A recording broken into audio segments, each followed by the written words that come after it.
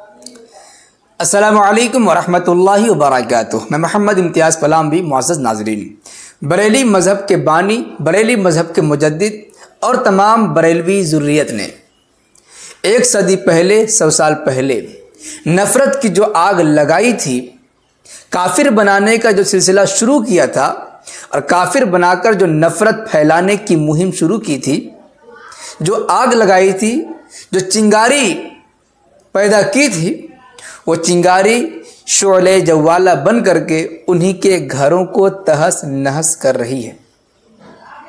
जो दूसरों को काफिर बना करके समाज से अलग करना चाह रहे थे, आज का दिन वो दिन है कि वो खुद उस नफ़रत की आग में जल रहे हैं और एक ही स्टेज पर बैठे हुए दो लोग एक दूसरे को काफिर कहने पर मजबूर हैं। बात इससे भी नहीं बन रही है तो एक दूसरे की पिटाई भी शुरू हो चुकी है।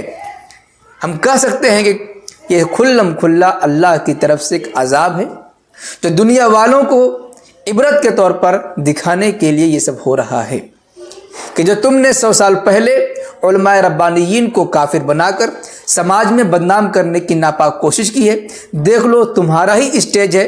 तुम अपने आप को सुन्नी कहलाते हो और देखो तुम्हारे ही लोग किस तरीके से तुम्हारी कुटाई पिटाई कर रहे हैं, तुम्हारी किस तरीके से दुर्गत बन रही है।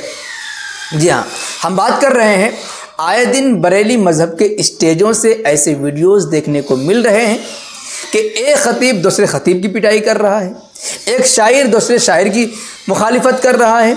कहीं पर तो आपने देखा कि एक शख्स के हाथ में कुरान है और दूसरा आदमी उसकी पिटाई कर रहा है।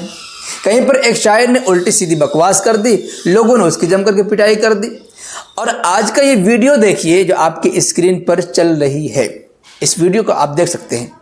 जश्न ख़त्म बुखारी का प्रोग्राम किया जा रहा है, एक खतीब साहब खिताबत कर रहे हैं, बगल में बैठे हुए मौलाना साहब उठते हैं और उनकी पिटाई शुरू कर देते हैं। यहाँ तक कि जिस स्टैंड में माइक लगा हुआ होता है उस स्टैंड को उठा लेते हैं मारने के लिए।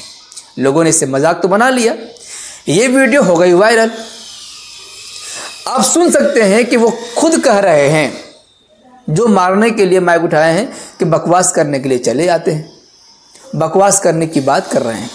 इसी से आप अंदाज़ा लगा सकते हैं कि इनके खतीब अपनी दुकान चलाने के लिए किस तरीके से बकवासात का सहारा लेते हैं।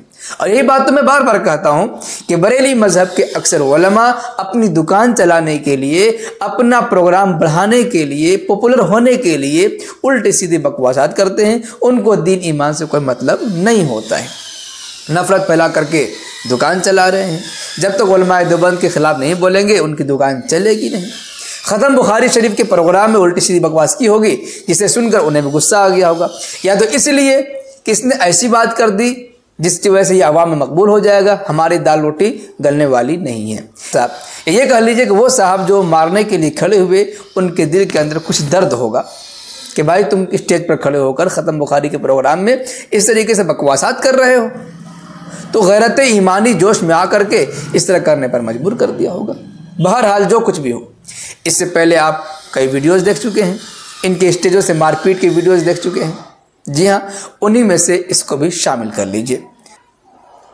मैं कह सकता हूँ कि अल्लाह रब्बुल इज़्ज़त का अज़ाब है बरेली मज़हब पर, दुनिया को दिखाने के लिए, बताने के लिए, इबरत के लिए कि 100 सालों पहले इन लोगों ने नफ़रत का माहौल पैदा किया और उलमाए रब्बानियीन को, अल्लाह के नेक बंदों को काफिर बनाकर अवाम में जलील करने की नापाक और नाकाम कोशिश की, जिसका नतीजा है कि आज ये खुद जलीलो खार और रुस्वा हो रहे हैं। स्टेज पर मार खा जाना, स्टेज से भगा दिया जाना और उल्टी सीधी बकवास करना, इस तरह का लेबल लगा लेना, ये कोई मामूली चीज़ नहीं है।